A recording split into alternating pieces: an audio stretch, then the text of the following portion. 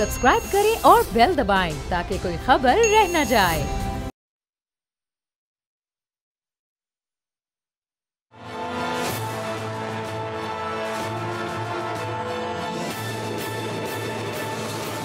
अस्सलाम वालेकुम, मैं हूं बाब जहांगीर। आप देख रहे हैं प्रोग्राम तज्जिया। 2 रोज़ के बाद मियां नवाज शरीफ की पाकिस्तान आमद मुतवक्के है, अभी तक कंफर्म है। और आज इस हवाले से उनकी हिफाजती ज़मानत के लिए एक अदद दरख्वास्त भी इस्लामाबाद हाई कोर्ट में दायर कर दी गई है। वहाँ पर बड़ा दिलचस्प समात में मकालमा भी हुआ।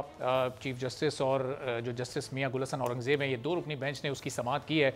अता तारड़ ने ये दरख्वास्त दायर की है और मियां नवाज शरीफ उनकी हिफाजती ज़मानत मंजूर करें, जिस पर चीफ जस्टिस आमिर फारूक ने उनको ये कहा कि पटिशनर तो इश्तिहारी हैं, मफरूर हैं, तो ये ज़मानत कैसे दी जा सकती है। तो फिर कुछ माजी की नज़ीरें और माजी की मिसालें दी गई अमजद परवेज़ की जानिब से। उन्होंने कहा कि चेयरमैन PTI, इसके अलावा अरबाब आलमगीर और आसमा अरबाब के केसेस की मिसालें मौजूद हैं कि जिसमें उनको सरेंडर करने के लिए ये हिफाजती ज़मानत दी गई। नैब प्रोसिक्यूटर अफजल कुरैशी भी अदालत में मौजूद थे।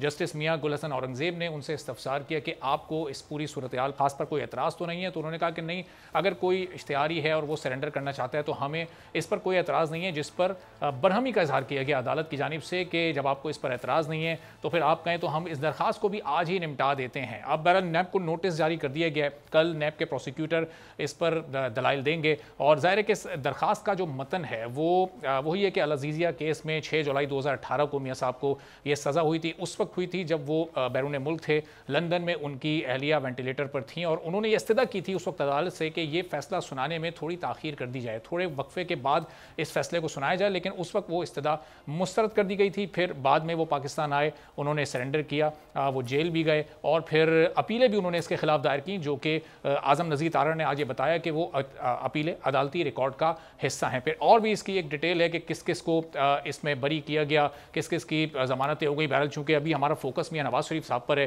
तो मेहमानों का आपसे तारुफ करवाते हैं, गुफ्तगू का आगाज़ करते हैं कि अब मियां साहब के लिए कितने चैलेंजेस इस वक्त। ये तो एक कानूनी चैलेंज है और फिर जो सियासी चैलेंज है और फिर जिस तरह पाकिस्तान पीपल्स पार्टी इस वक्त बार बार ये बता रही है कि नून लीग को फैसिलिटेट किया जा रहा है, उनको जलसों की इजाज़त मिल रही है, हमें तो बिल्कुल महदूद कर दिया गया है। इस मामले पर भी प्रोग्राम में आगे चलकर बात करेंगे। नज़ीर लगारी साहब सीनियर साफ़ी, सीनियर तज्जियाकार हमारे साथ मौजूद हैं। मुना आलम साहिबा सीनियर तज्जियाकार हैं, हमारे साथ मौजूद हैं। कुछ ही देर में नवीद हयात मलिक साहब भी माहिर कानून है, हमें ज्वाइन करेंगे तो उनसे ज़रा उनकी कानूनी राय भी जानने की कोशिश करेंगे। तो लगारी साहब, आज जो समात हुई है, अब बज़ाहिर तो ऐसा लग रहा है कि अभी मामला 50-50 है। जिस तरह से नून लीग एक बयानिया बना रही थी कि बस यूं चुटकी बजाते में ये हिफाजती ज़मानत मिल जाएगी, अदालत इस्तफसार कर रही है कि एक पटिशनर अगर इश्तिहारी है तो हम कैसे ज़मानत दे दें। तो इसका मतलब कि आगे कुछ मुश्किलात हैं मियां साहब के लिए और वक्त बहुत कम है। देखिए, 2 चीज़ें हो सकती हैं। एक तो ये हो सकता है कि कानून की बालदस्ती के लिए, इस मुल्क में रूल ऑफ लॉ को साबित करने के लिए आपको पोजीशन वहाँ ले जानी पड़ेगी जहाँ से पोजीशन मौजूदा पैदा हुई थी। इस वक्त क्या पोजीशन है? इस वक्त पोजीशन ये है कि जनाब मियां नवाज शरीफ साहब मुल्क से बाहर हैं। उन्हें सर्विसेज हॉस्पिटल में जेल से लाए गए थे और कहा यह गया था कि उनके प्लेटलेट्स गिर गए हैं बहुत ज़्यादा, उनकी जान को खतरा है, उन्हें मुल्क से बाहर चला जाना चाहिए। उस वक्त वो एक हैसियत उनकी ये थी कि सज़ा याफ्ता कैदी के तौर पर वहाँ मौजूद थे, जेल में भी और फिर सर्विसेज हॉस्पिटल में भी।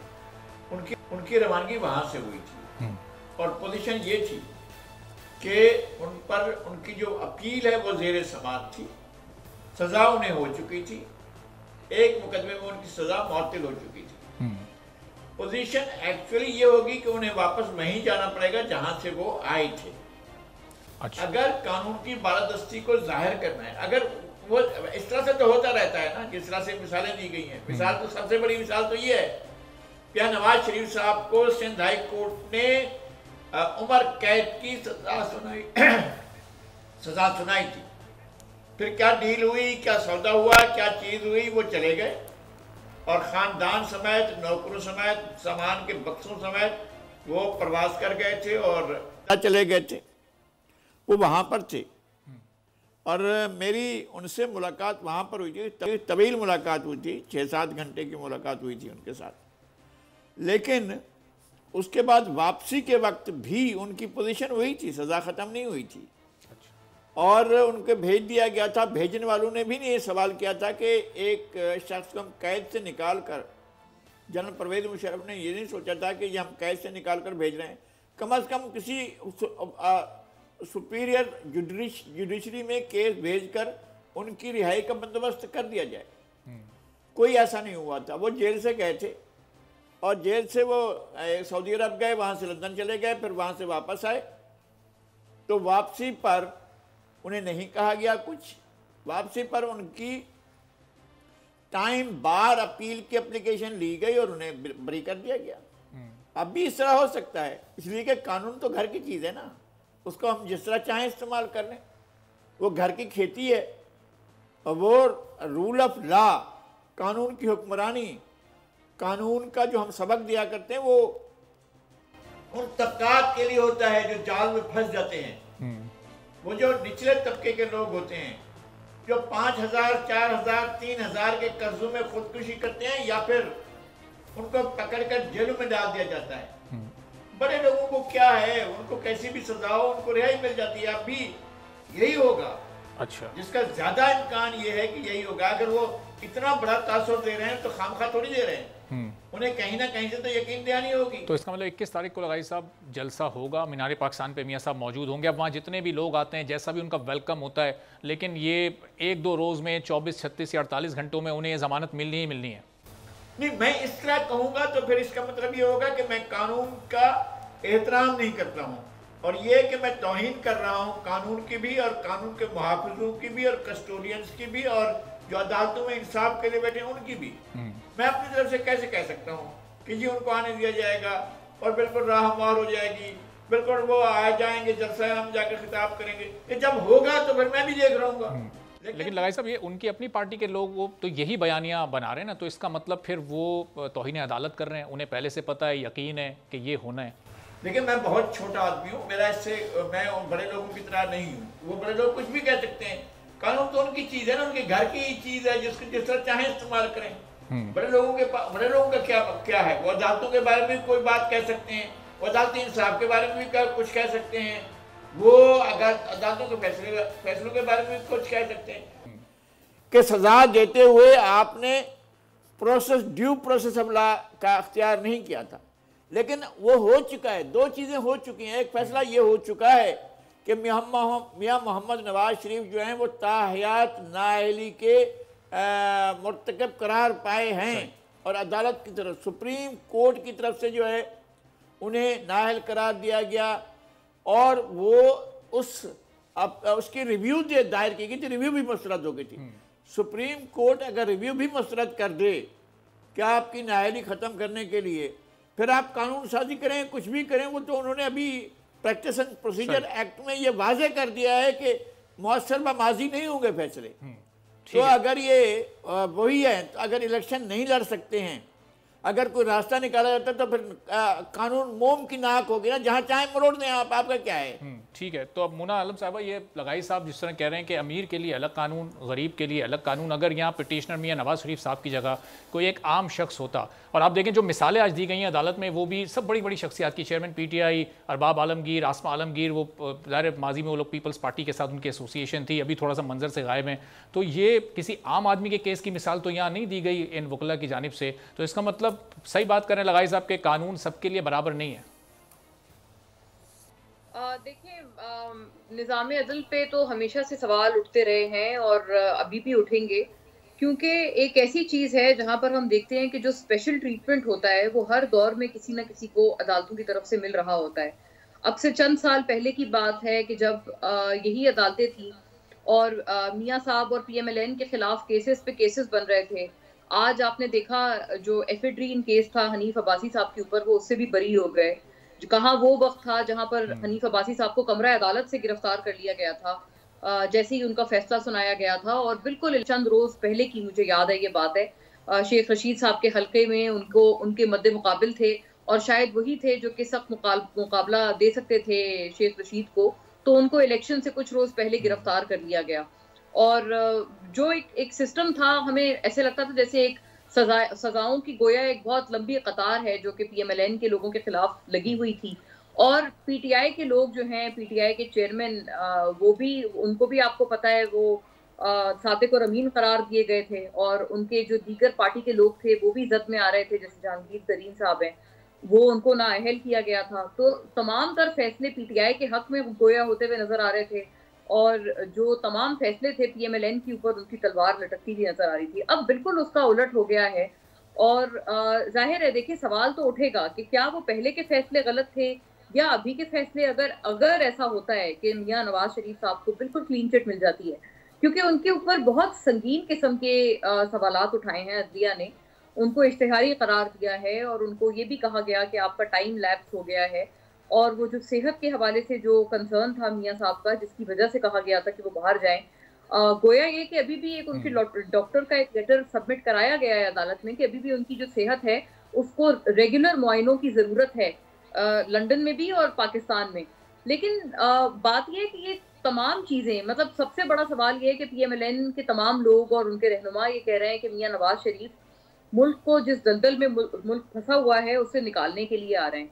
मुझे नहीं पता ये दलदल क्या 1 साल पहले नहीं था जबकि तहरीक अदम एतमाद में पीटीएम की जमातें जीती थी और फिर जब वो गवर्नमेंट में आए थे तो चाहते तो उस वक्त भी इस दलदल से निकालने के लिए मियां साहब आ सकते थे। नोटवर्दी ये बात है कि पूरा जो उनके अपने भाई की प्राइम मिनिस्टरशिप का जो दौर था, गुज़िश्ता दौर, उसमें मियां साहब वापस नहीं आए।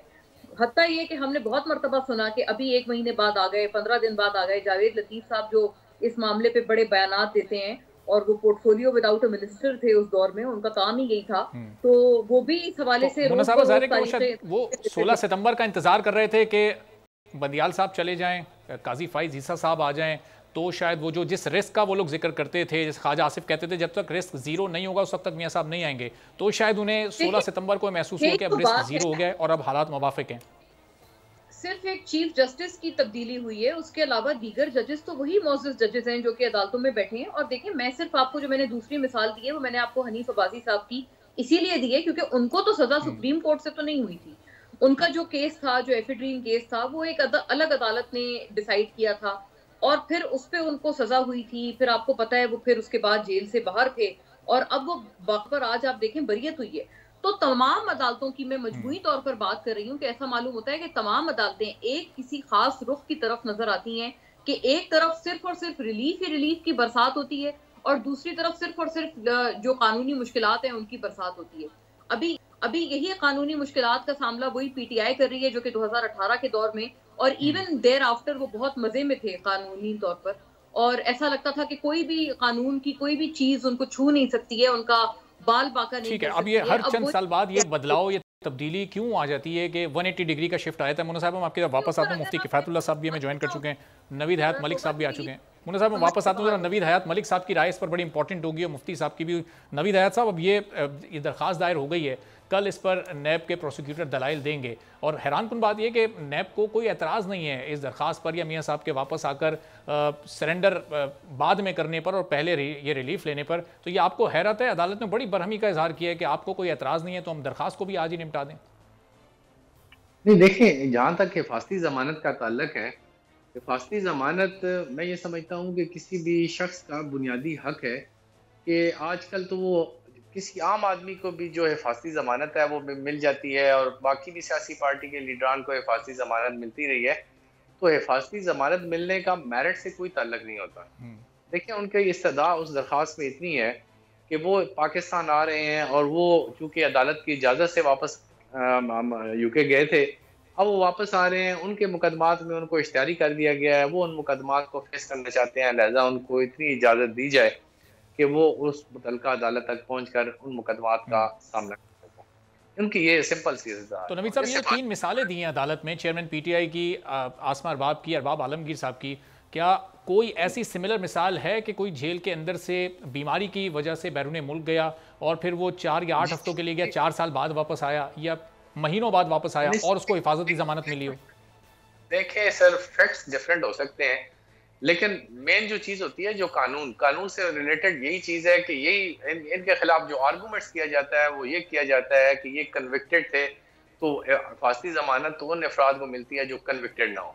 तो इसमें जो आसमा वाला केस है और वो उस पर कन्विक्शन थी, वो उस तरह की मिसालें मौजूद हैं। ऑलरेडी जो कन्विक्टेड थे आए और उनको हिफाजती जमानत दी गई। हिफाजती जमानत का मेरिट से मैंने उस वक्त कहा कोई तल्लक नहीं है। हिफाजती जमानत आप फाइल करते हैं, उस पर नोटिस करने की भी कोई जरूरत नहीं होती। आप रोज देखें कई अफराद का, कई कराची में केस है, कहीं किसी जगह केस है, हम यहाँ इस्लामाबाद में वो दायर करते हैं कि देखें वो अपने अदालत में पेश होना चाहता है, अप्रीहेंशन है कि उसको गिरफ्तार कर लिया जाता है, लिहाजा कोर्ट हमें इजाजत दे कि हम वहां तक पहुंच सकें, इस हद तक हमें रिलीफ दे, तो विदाउट नोटिस भी जो है वो ये हो जाती है। इसमें आज मैं मौजूद अदालत में जब ऑनरेबल चीफ जस्टिस साहब ने कहा कि इसमें कल के लिए रख लेते हैं, नैब को नोटिस कर देते हैं, तो नैब के चूंकि नैब को ऑलरेडी एडवांस कापी जो पटिशनर साइड के काउंसिल है उन्होंने ऑलरेडी एडवांस कापी उनको प्रोवाइड की हुई थी, और वो एडवांस कापी उनको मिलते ही उन्होंने फिर वॉच करने के लिए बैठे हुए थे कि इस केस में क्या होता है। ठीक है, तो जब कोर्ट ने पूछा तो फिर आगे आके उन्होंने अदालत में हाजिरी लगवाई अपनी। ठीक है, अच्छा, नबी साहब ब्रेक के बाद मैं आपकी तरफ वापस भी आता हूँ। मैं चाह रहा हूँ ब्रेक से पहले मुफ्ती किफ़ायतुल्लाह साहब का भी इस पर कमेंट आ जाए। तो मुफ्ती किफ़ायत साहब, अब जाहिर है कि JUI को कोई एतराज़ नहीं होगा मियाँ साहब वापस आएँ, जलसा करें और उसके बाद फिर वो सरेंडर भी करें। सियासी तौर पर आप मामला कैसे देख रहे हैं? क्योंकि JUI और मौलाना फजल रहमान साहब का जो मौक़िफ़ है वो तो ये है कि अभी इलेक्शन मौसम की बुनियाद पर या किसी और वजह से इसको आप थोड़ा सा आगे ले जाएँ, मियाँ साहब के वापस आने के बाद कुछ सियासी माहौल आप बनता देख रहे हैं? बिस्मिल्लाहिर्रहमानिर्रहीम। हाँ, जब कोई सियासी रहनुमा आता है तो सियासी नब्ज़ गर्म हो जाती है ना, तो उसके आने से ये फ़ायदा होगा कि सियासी एक्टिविटीज़ सरगर्मियाँ ज़्यादा हो जाएंगी, तो इलेक्शन के लिए यही चीज़ चाहिए होती है। तो मुझे उम्मीद है कि उनके आने से ये फ़ायदा तो होगा। और बाकी ये कि वो आते हैं तो कानून क्या कहता है, तो कानून को शख्सियत से बालातर होना चाहिए, कानून को अपना रास्ता पकड़ना चाहिए, और अगर अदालतें उनको कुछ रिलीफ देती है तो ये अदालत का मामला है। हमारे यहाँ अदालतों की ज़्यादा तारीख अच्छी नहीं रही ना। तो मुफ्ती साहब ये अगर रिलीफ मिल गया तो आप क्या तसव्वुर करेंगे, परसेप्शन क्या बनेगा कि फिर कानून शख्सियत से बालातर है या नहीं? नहीं, पहले से हम जो रैंकिंग है ना अदलिये की, वो हमारी 142 नंबर पर है, तो फिर हम सोचेंगे कि अब 143 पे चली गई है। ठीक है, चलें मुफ्ती साहब एक छोटा सा ब्रेक लेते हैं। ब्रेक के बाद जब वापस आते हैं तो ज़ाहिर मियाँ साहब के वापस आने के बाद एक इलेक्शन की फ़ज़ा भी बन सकती है, और ये अदालती रिलीफ अगर उनको मिल गया और फिर मज़ीद रिलीफ सज़ाओं में मिल गए तो फिर क्या सूरत हाल बनेगी सियासी तौर पर आने वाले 3-4 माह में। एक ब्रेक के बाद वापस आते हैं, मज़ीद बात करेंगे।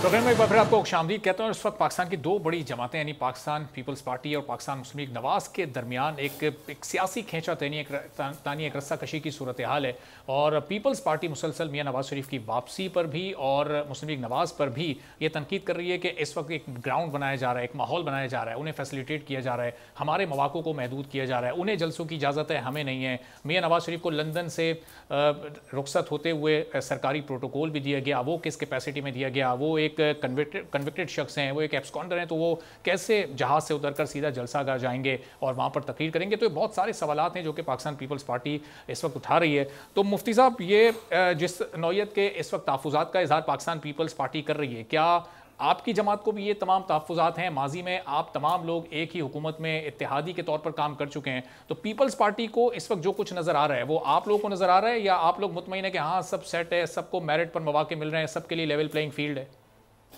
तो वो PTI चेयरमैन के खिलाफ था तो वो अब नहीं है, तो फिर हमने कहाँ से लड़ना है? इंडिया की पार्टियों के खिलाफ तो नहीं लड़ रहे, पाकिस्तानी पार्टियों के खिलाफ लड़ेंगे। तो यही पार्टी है, नून है, हम हैं, पीपल्स पार्टी है। पीपल्स पार्टी और नून के अंदर एक रकाबत है, और वो दोनों वज़ीर-ए-आज़म के दौड़ में शामिल हैं। तो उस रकाबत के हवाले से उनकी कुछ बोलियां अलग हैं, वरना हमें ऐसा कोई एतराज़ नहीं है। वो तशरीफ़ लाएं, अपनी कैंपेन चलाएं, अगर कौम ने उनको वोट दिया तो खुशी से वज़ीर-ए-आज़म बने या बनवाएं। इसका मतलब मुफ्ती साहब कह रहे हैं कि ये पीपल्स पार्टी की सिर्फ एक इलेक्शन मुहिम या एक सियासी नारा है, तो जब आप अवाम में जाएंगे आप किसके खिलाफ सियासी नारा लगाएंगे? फिर आप इन दोनों जमातों के खिलाफ बात करेंगे? नहीं, हम तो सिस्टम के मुखालिफ लोग हैं, हमें तो कभी कबूल नहीं किया गया ना। हमारा बयानिया आसान है, हम लोगों से कहेंगे कि आप ईमानदार क़यादत मुंतखब करो। हमारा जो सबसे बड़ा मसला मईशत का है, और मईशत का मसला इसलिए बना है कि करप्शन बहुत ज़्यादा है। तो करप्शन के खिलाफ अगर आप ईमानदार क़यादत मुंतखब करोगे तो हम इस तरीके से नहीं कर सकते हैं। और मुफ्ती साहब वो ईमानदार क़यादत आपकी नज़र में वो कौन सी है, कौन सी जमात के कायद हैं जो ईमानदार हैं, या कौन सी जमात के कायदीन हैं जो ईमानदार हैं? बोल रहा हूँ ना, तो लोग हमसे सवाल करें कि ईमानदार कौन है, तब के वो हम है। अच्छा। और हम जो है हम दलील के बगैर बात नहीं करते। जनरल मुशर्रफ ने ये तमाम चोरों की एक फहरिस्त बनाई थी, 8,800 से जायद एक फहरिस्त थी, बाद में उनको एनआरओ देना पड़ा। उसके अंदर हमारा कोई आदमी शामिल नहीं था 8,800 में। बल्कि एक और बात नहीं बताऊं कि जब जुल्फ़िकार अली भुट्टो जिंदा थे, उन्होंने एक फहरिस्त बनाई थी 300 चोरों की। उस वक्त चोरों के अंदर कमी थी, फिर बाद में बरकत हो गई। 300 के अंदर भी हमारा नाम नहीं था और 8,800 में भी हमारा नाम नहीं था। तो हम इसी सियासत के अंदर अपना दामन बचा कर जाते हैं। तो हमारा बयानिया तो आसान है कि हर जमात पर कोई इल्ज़ाम है, हम पर कोई इल्ज़ाम नहीं है। तो आप ईमानदार क़यादत मुंतखब करो जो इस मुल्क को इस दलदल से निकाले। ठीक है, तो लगाई साहब, ये मुफ्ती साहब की आपने गुफ्तगू सुनी। पहले तो ज़रा पीपल्स पार्टी के जो तहफ़्फ़ुज़ात हैं उस पर भी कमेंट कर दीजिएगा, और फिर इस वक्त ईमानदार क़यादत सिर्फ मौलाना फजल रहमान साहब की जमात की है, मुफ्ती साहब के बकौल, इस पर आपकी राय? मुफ्ती साहब बहुत मोहतरम है, मैं उनके बारे में कुछ भी नहीं कहता हूँ। वो ख़ुद ही अपने बारे में बेहतर जानते हैं और बता भी रहे हैं। और इसके अलावा मेरे सामने अगर कोई चीज़ होगी, कोई बातें तो बहुत सुनते हैं, अगर कोई चीज़ होगी, कोई दलील होगी तो मैं ज़रूर बात करूँगा।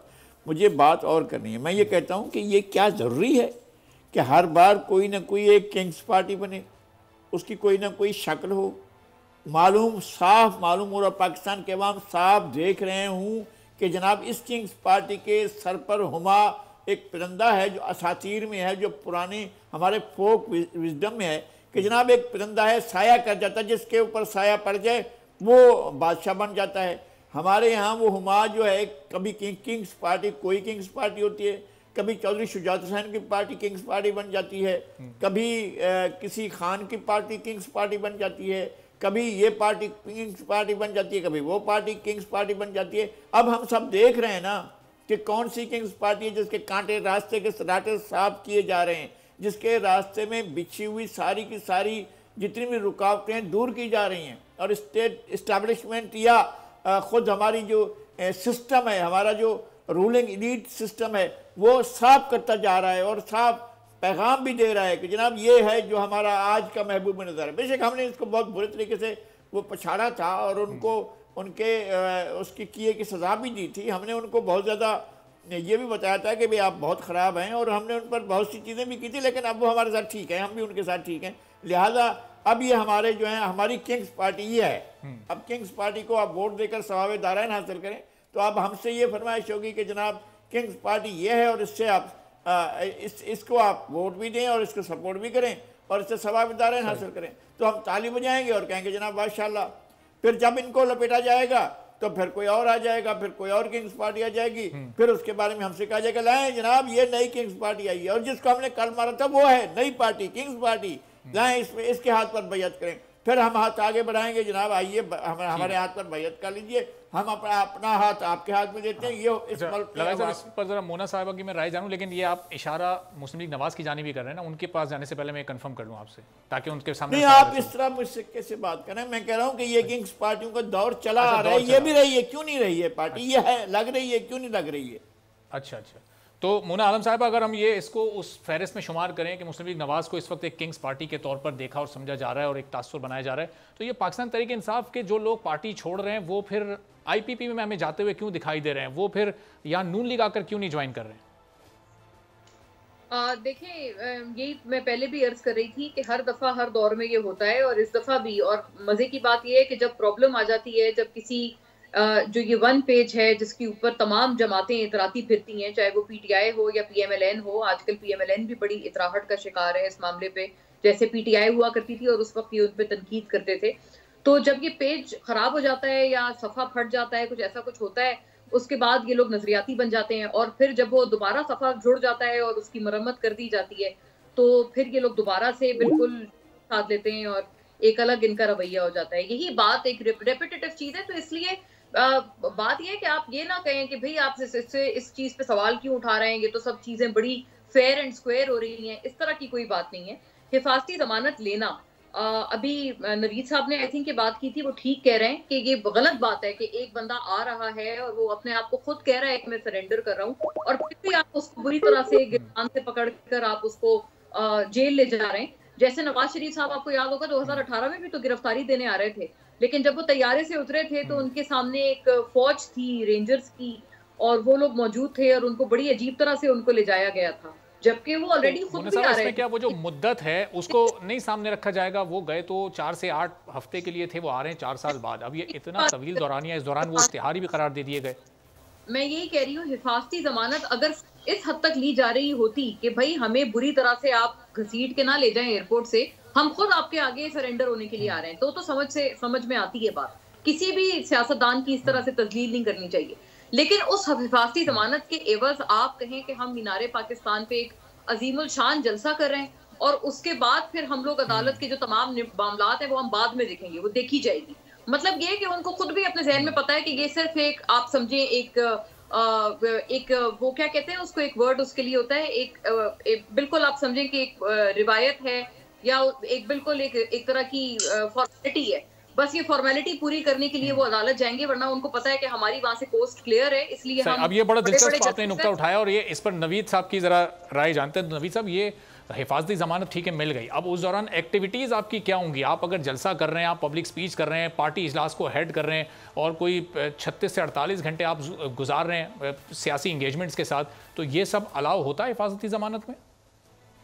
देखिए, हिफाजती जमानत में जब आप जमानत में हैं तो आपको सारी जो लीगल एक्टिविटीज है, जिन चीजों की कानून आपको इजाजत देता है, वो एक्टिविटीज आप कर सकते हैं। जमानत में कोई ऐसी पाबंदी तो आप पे नहीं होती। नबी साहब, कोई कन्विक्टेड पर्सन पब्लिक स्पीच कर सकता है क्या? जो कन्विक्टेड हो या एब्सकॉन्डर भी हो, उसको पब्लिक स्पीच करने की इजाजत है कानून में? एक ऐसी रूमर्स फैलाई गई कन्विक्टेड, देखें उनके अपीलें जो है वो अभी जेर समात है। एक अपील में उनकी कन्विक्शन सेटिसाइड हो चुकी है, दूसरी उनकी जेर समात थी जिसमें वो अदालत की परमिशन से बाहर गए, और अपीलें, जो अपील होती है वो आपका जो ट्रायल होता है उसकी कंटिन्यूशन होती है। मैं नहीं समझता हूँ कि कोई ऐसी बात है कि आप किसी भी मामले में कि ये काम वो नहीं कर सकते और ये काम वो कर सकते हैं। जो भी कानून इजाजत देता है वो काम उनको करने की इजाजत। ठीक है। और नबी साहब, ये भी बताएगा कि कल क्या ये बस एक वन डे प्रोसेस होगा, कल में मामला तय पा जाएगा, चूंकि फिर 2 रोज के बाद तो मियां साहब को आना है?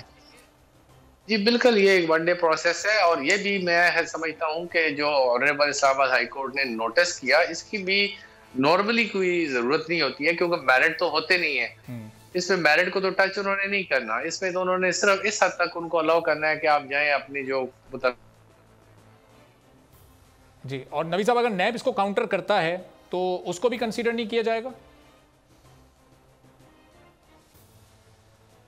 चलें, गालिब जी नवीद साहब से गालिबन हमारा रब्ता मुनक़ता हो गया। सेगमेंट का हमारा वक्त भी कंप्लीट हो चुका है। बहुत बहुत शुक्रिया नवीद हयात मलिक साहब, मुफ्ती किफ़ायतुल्लाह साहब, नज़ीर लगारी साहब, मोना आलम साहिबा हमारे साथ मौजूद थी। अब देखते हैं कि कल क्या होता है। मियाँ साहब को हिफाजती ज़मानत कल ही मिल जाती है, और उसके बाद वो प्रोटोकॉल के साथ वो जलसा भी करते हैं या नहीं करते। आने वाले दिनों में इस पर आपको मज़ीद भी अपडेट रखेंगे। एक ब्रेक अभी ले रहे हैं, ब्रेक के बाद जब वापस आएंगे तो गज़ा में अस्पतालों को निशाना बनाया जा रहा है, ख़वातीन और बच्चों पर जो जुल्म ढाए जा रहे हैं उस पर हम बात करेंगे। नादिर उल तुर्क साहब हमारे साथ, head of mission ambassador Palestine, मौजूद होंगे एक ब्रेक के बाद।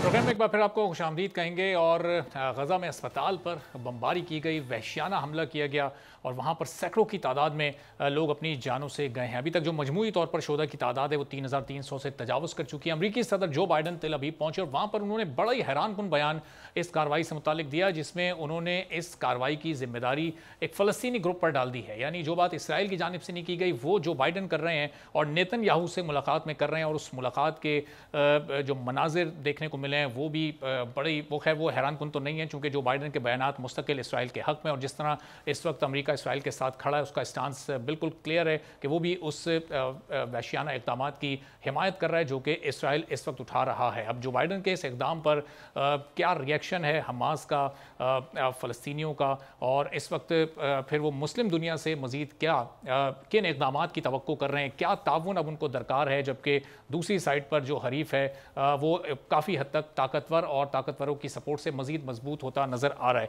तो गुफ्तगू करते हैं। नादिर उल तुर्क साहब हमारे साथ मौजूद हैं, हेड ऑफ मिशन हैं, तर्जुमा पैलेस्टाइन के एम्बेसडर हैं। अस्सलाम वालेकुम mister Nadir.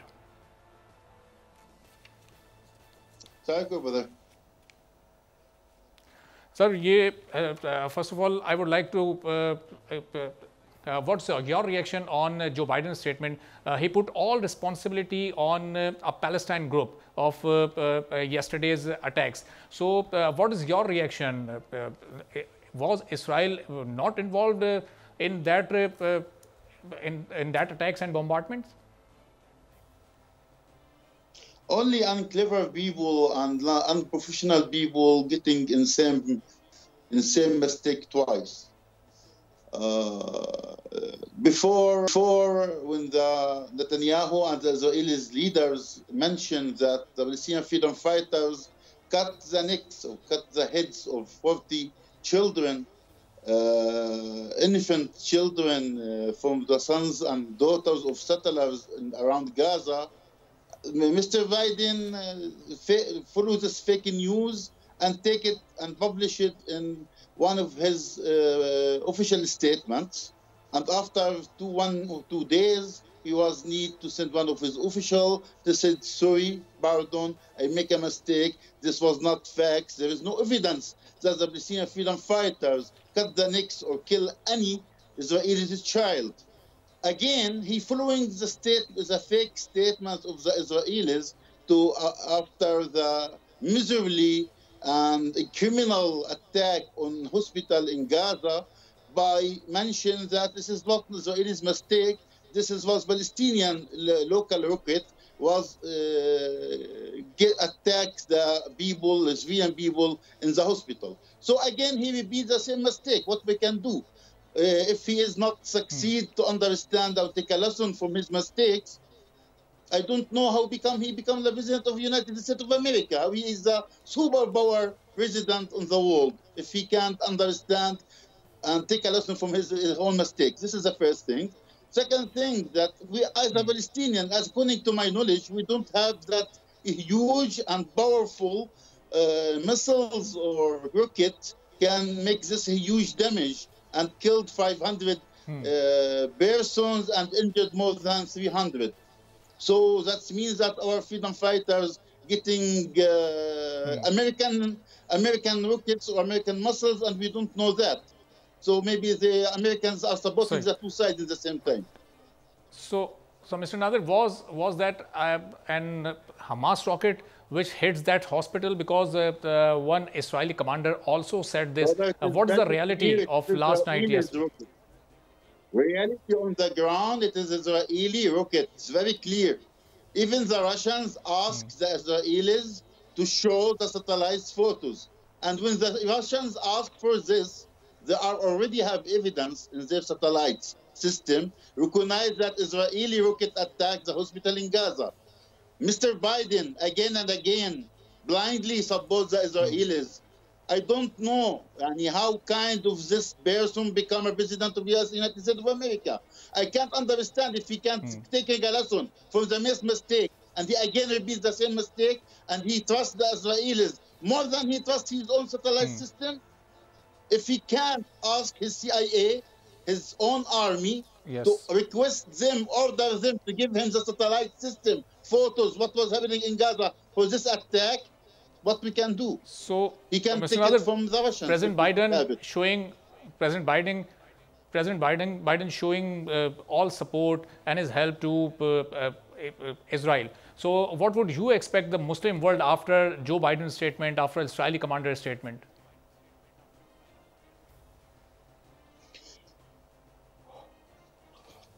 First of all, brother, Mr. Nadir, can you hear me?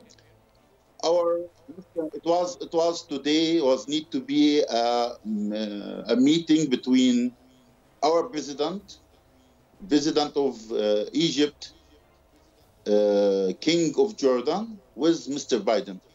After the attack of the hospital in Gaza, this meeting cancelled from our side, from Arabs countryside, because they don't like to hear this arrangements and this blind support of Americans for the Israelis' crimes against humanity anymore.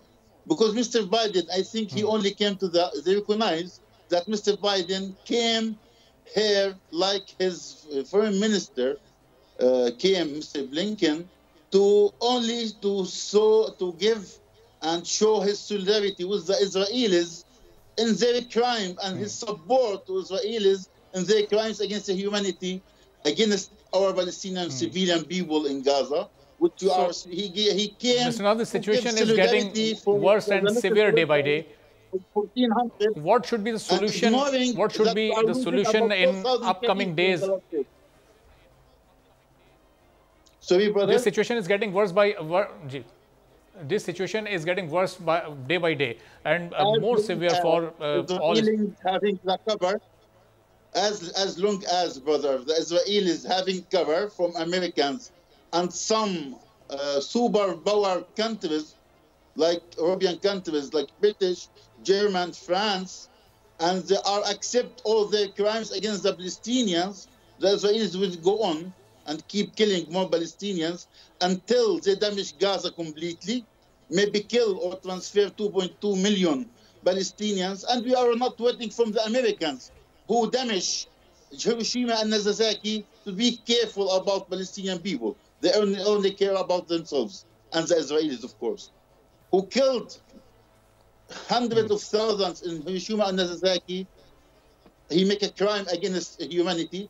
He don't mind if the Israelis, their baby, making a crimes against humanity in Gaza or West Bank or anywhere, because of supporting them blindly without. And they make them cover by their veto and their silence, making other countries under pressure to don't engage in fight with Israelis or question Israelis of their crimes in international society. Thank you so much. Mr. Nadir Al-Turk is with us. Thank you for precious time, Mr. Nadir.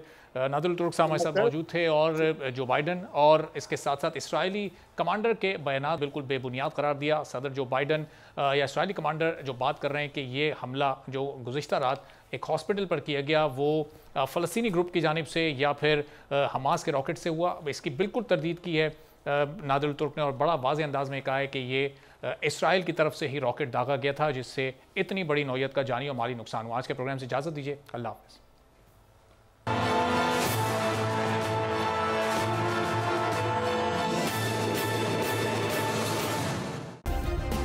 Subscribe करें और bell दबाएं ताकि कोई खबर रह न जाए।